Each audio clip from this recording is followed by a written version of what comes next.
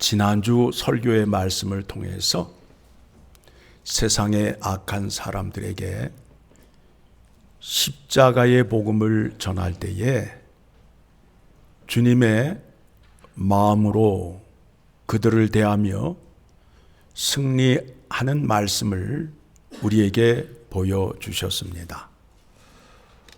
오늘 본문에서는 십자가의 복음을 어떻게 전하여야 하는가, 즉 설교와 전도를 어떻게 하여야 하는가에 대한 하나님의 뜻을 가르쳐 주는 것입니다.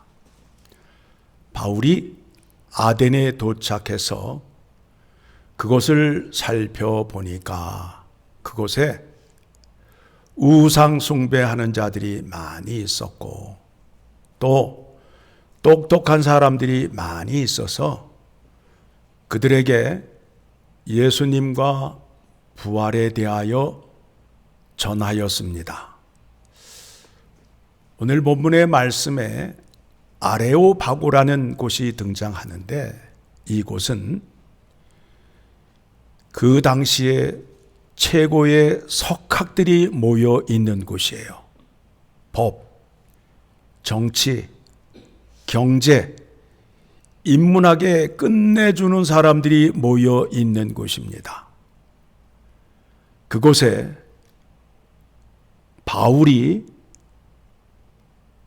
임하여서 그들에게 십자가의 복음을 전하는데 어떤 방법으로 전했느냐 하면 자기가 갖고 있는 지혜와 지식으로 그들을 설득하려 했어요. 오늘날 설교에도 말씀으로 사람을 설득하려고 하는 그런 것들이 있어요. 그런데 그런 설교를 좋아하는 사람들이 많이 있는데 그거는 바른 설교가 아니라는 거예요. 여러분, 설교를 하는 데 있어서 여러분을 이제 제가 설득시키려 합니다. 처녀가 아들을 낳았대. 어떻게 설득시킬 수 있어요? 제가 사람의 말로 여러분의 마음을 설득시킬 수 있어요? 없어요. 그런데 하나님께서 죄인을 구원하시기 위하여 처녀의 몸에 성령으로 잉태하게 하셔서 아들이 이 땅에 오셨는데 그 아들의 이름이 임마누엘이다 라고 전하게 되면 믿는 자들은 아멘을 해요, 안 해요? 하잖아요. 사람의 말로는 설득이 안 되는 거예요. 하나님의 능력이 나에게 임하여서 하나님을 알고 하나님의 뜻이 무엇인지를 알게 되면 믿을 수 있다라는 거예요. 이게 설교예요. 그래서 설교는 십자가의 복음을 외치면 성령 하나님께서 역사하셔서 그의 마음을 새롭게 하고 하나님의 능력을 그에게 줌으로 인하여 새 생명을 얻는 자가 되는 거예요. 이게 설교예요. 그런데 그거를 요거는 요거고 요거는 저거고 해가면서 사람을 설득시키려고 하니까 그거는 하나님의 능력이 나타나지 않는다라는 거예요. 내가 판단하고 내가 이해할 수 있는 하나님이라면 믿을 필요가 있어요, 없어요? 없잖아요.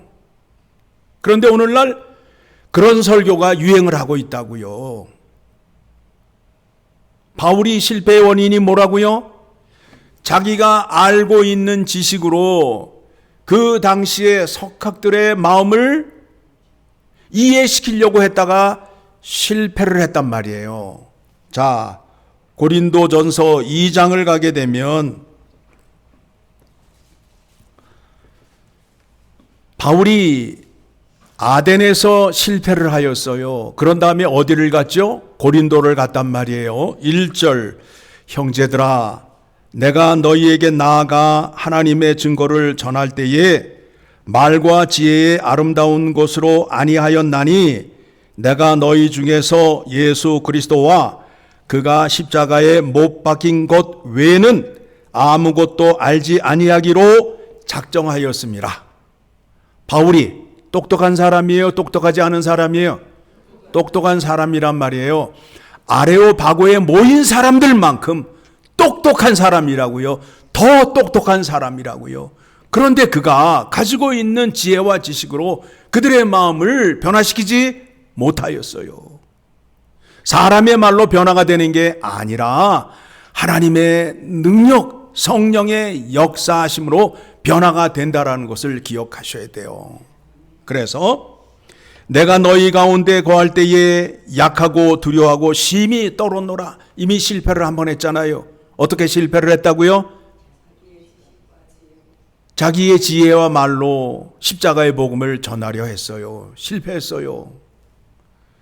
4절, 내 말과 내 전도함이 설득력 있는 지혜의 말로 하지 아니하고 다만 성령의 나타나심과 능력으로 하여 너희 믿음이 사람의 지혜에 있지 아니하고 다만 하나님의 능력에 있게 하려 하였노라. 그렇죠.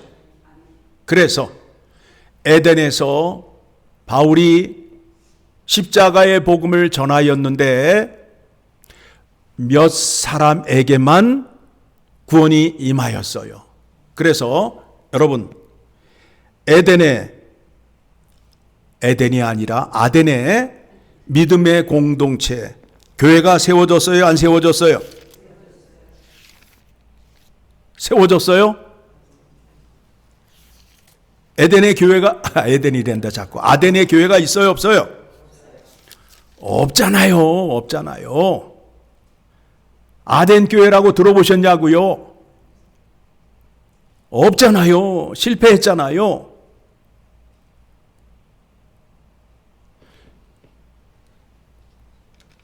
바울이 실패한 원인이 무엇이냐 하면 십자가와 예수 그리스도를 전하여야 하는데 그것을 빼놓고 자기의 지식으로 하나님의 뜻을 전하려 하다가 실패를 하였다라는 겁니다. 내게 구원이 임한 것은 내가 똑똑해서 내가 예수님을 알아서 예수님을 영접한 것이 아니라 성령의 역사하심이 나에게 임하여서 내 마음을 새롭게 창조하심으로 인하여 구원이 임하게 된 겁니다. 우리가 잘 알고 있는 베드로가 믿음의 고백을 합니다. 주는 그리스도요 살아계신 하나님의 아들이라 라는 고백을 하게 됩니다. 베드로가 똑똑해서 고백을 했을까요? 마태복음 16장 17절을 가게 되면 예수님께서 제자들에게 묻잖아요. 세상 사람들이 나를 뭐라 하더냐? 그러니까 어떤 사람들은요 엘리야라고 하기도 하고요 또 예레미야라고도 하고 선지자 중에 한 사람이라고 말합니다. 그러니까 예수님께서 하시는 말씀이 뭐냐면 그렇다면 너희들은 나를 누구라 생각하느냐라고 묻잖아요. 그렇죠?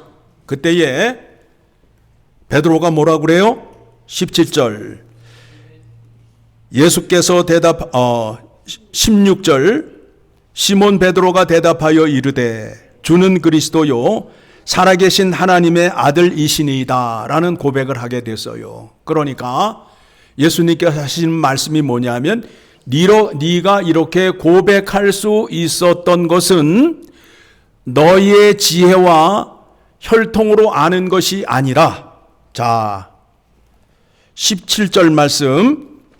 예수께서 대답하여 이르시되 바요나 시몬아 내가 복이 있도다.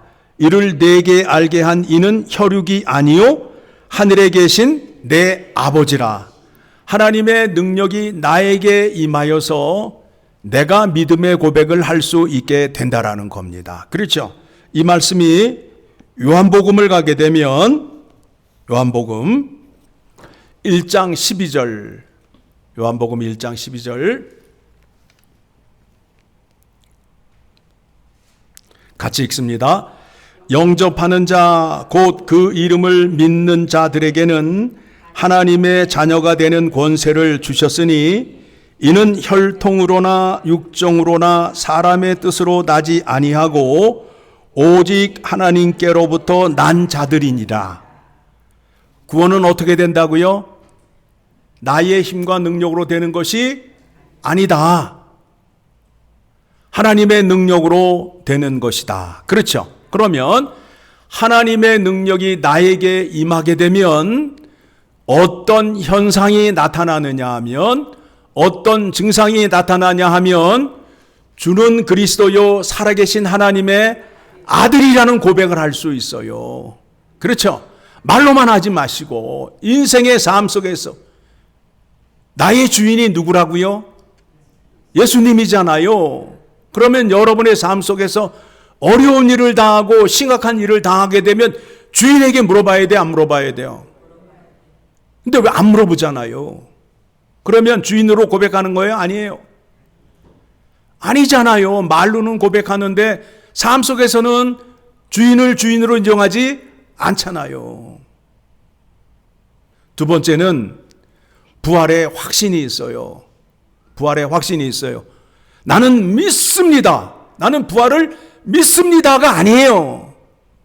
여러분의 확신으로 부활을 믿는 게 아니에요. 부활도 하나님의 능력으로 부활할 수밖에 없다라는 거예요. 그렇죠? 자, 그 말씀이 어디에 나오느냐 하면 로마서 8장 11절을 가게 되면, 로마서 8장 11절 같이 읽습니다.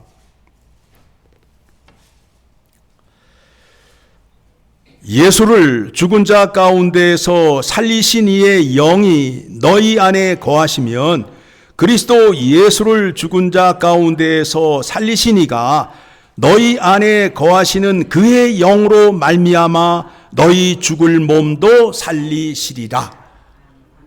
어떻게 부활이 이루어지느냐 하면 하나님의 능력으로 구원을 받게 되면 성령 하나님이 내 안에 들어와 계신다, 안 계신다? 들어와 계신다. 그러면 내가 죽으면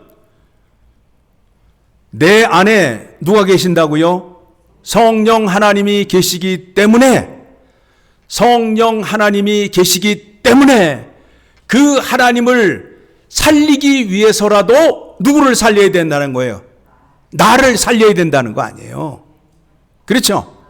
내 안에 하나님이 계시게 되면 나는 죽을 수 없다라는 거예요. 예수님이 왜 부활을 하신 거예요? 예수님 안에 성령님이 계시기 때문에 성령 하나님을 살리셔야 될 거 아니에요.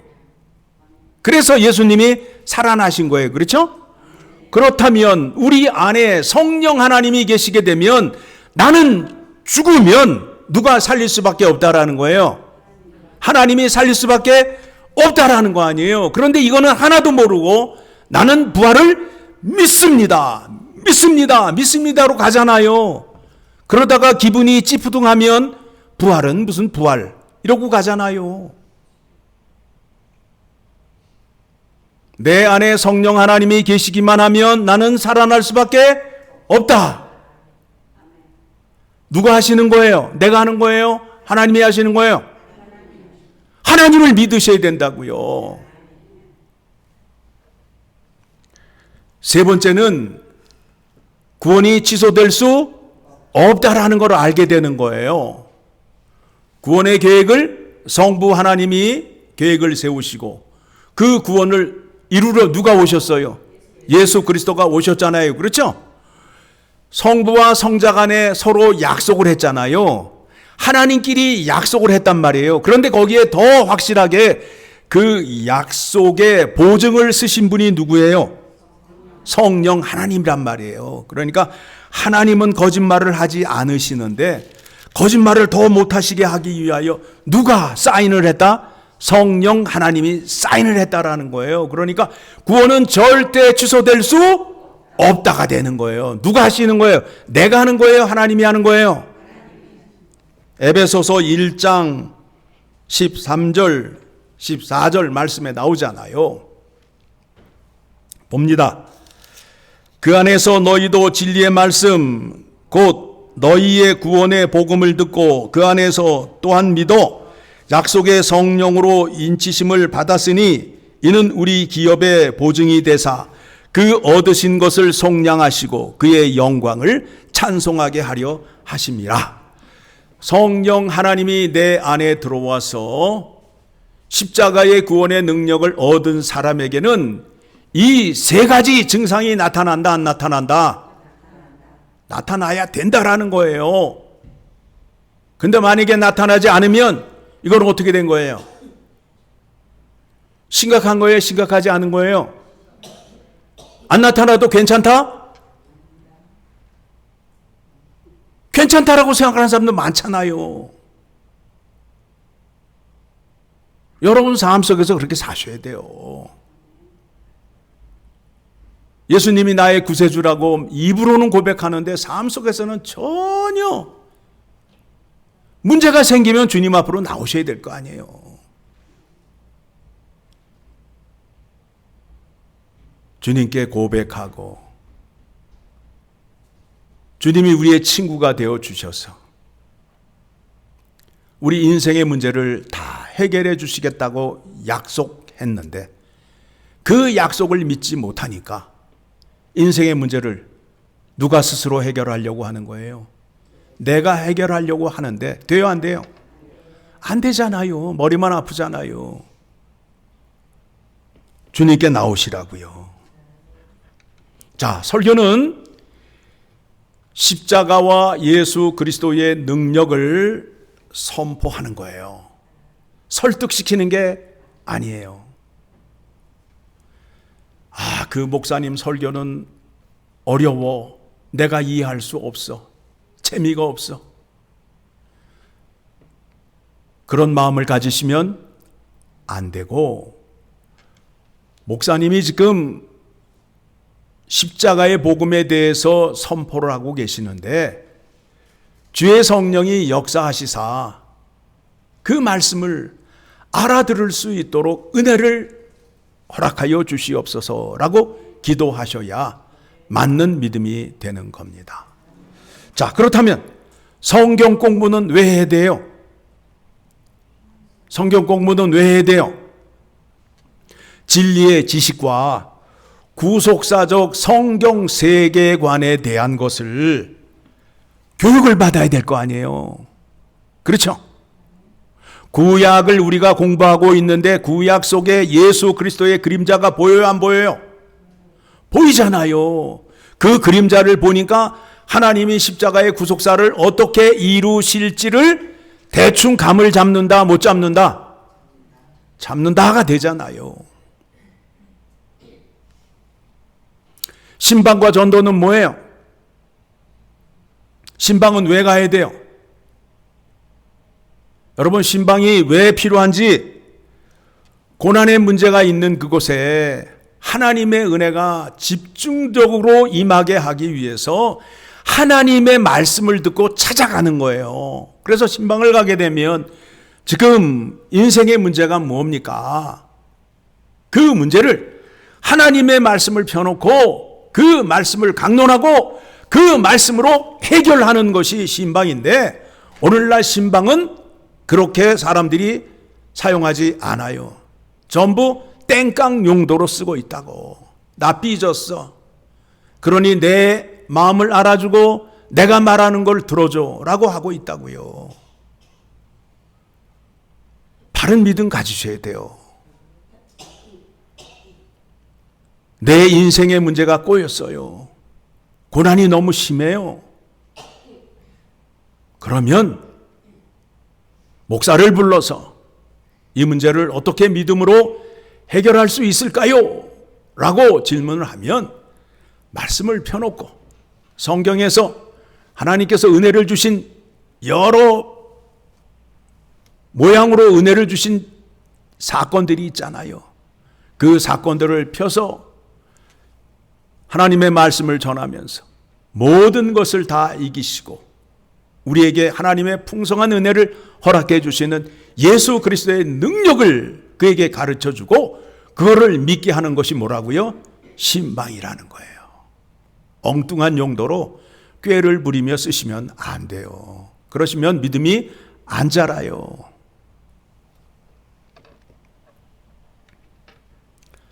사람의 생각으로는 하나님을 알 수 있다 없다?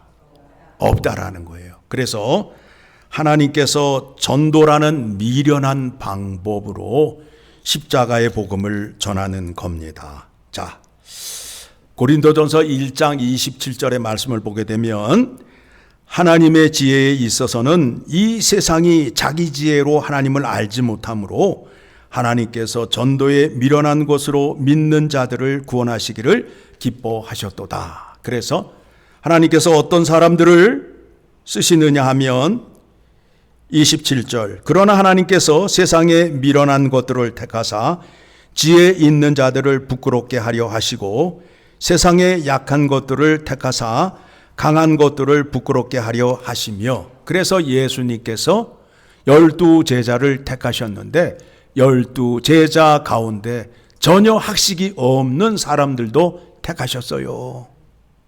그래서 세상 사람들이 놀래잖아요.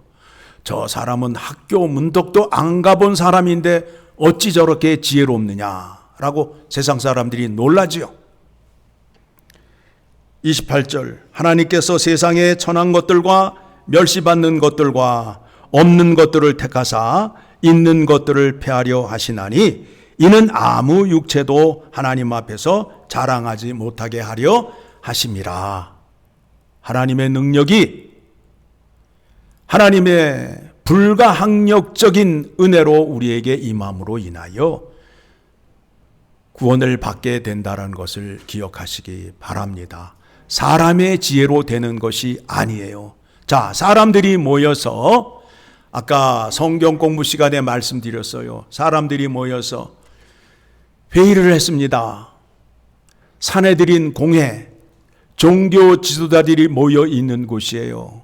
그곳에서 또 헤롯 왕, 또 빌라도에게 찾아가서 예수님을 어떻게 할 것인가에 대한 회의를 했다 안 했다? 했는데 결론이 뭐다?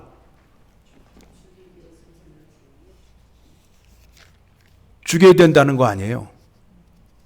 죽이는 이유가 뭐예요? 에?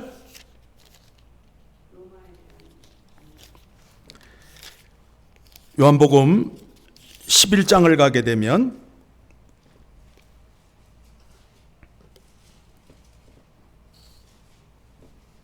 (47절) 말씀 봅니다.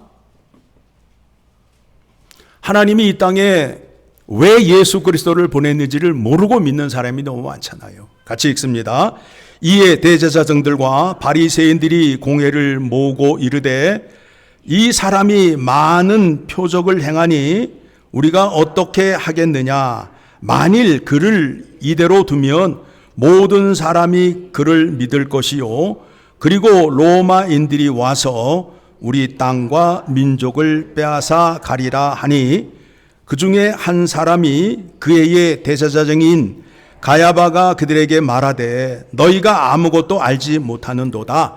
한 사람이 백성을 위하여 죽어서 온 민족이 망하지 않게 되는 것이 너희에게 유익한 줄을 생각하지 아니하는도다 하였으니 무슨 얘기예요? 이 사람을 죽여야 이 땅에 평화가 오고 이 사람을 죽여야 우리나라를 로마에게 뺏기지 않는다라고 해서 예수님을 죽인 거예요. 그런데 하나님의 뜻과 지혜와 전혀 상반된 거 아니에요. 그렇죠? 예수님이 이 땅에 영원히 멸망하지 않는 하나님 나라를 세우러 오신 거 아니에요. 그거를 사람의 생각으로 안다 모른다? 모른다. 그러니까 죽여야 되는 거 아니에요. 그리고 혼란케 하는 자, 민심을 동혹케 하는 자라고 해서 예수님을 죽여야 된다는 거 아니에요. 그런데 예수님은 이 세상에 오실 때에 혼란이 일어나도록 하기 위해서 오신 거예요. 하늘의 평화를 주러 오신 거예요. 이 문제의 답을 그들이 아무리 모여서 회의를 하고 밤새도록 회의를 해도 안다 모른다? 모른다라는 거예요. 성령 하나님이 역사하셔서 우리의 마음을 주장하셔야 하나님의 뜻을 알 수 있고 그 뜻을 이룰 수 있다라는 겁니다. 그러니까 여러분들이 하나님의 말씀을 들었는데 내 머리로 이해가 안 되면 어떻게 해야 된다?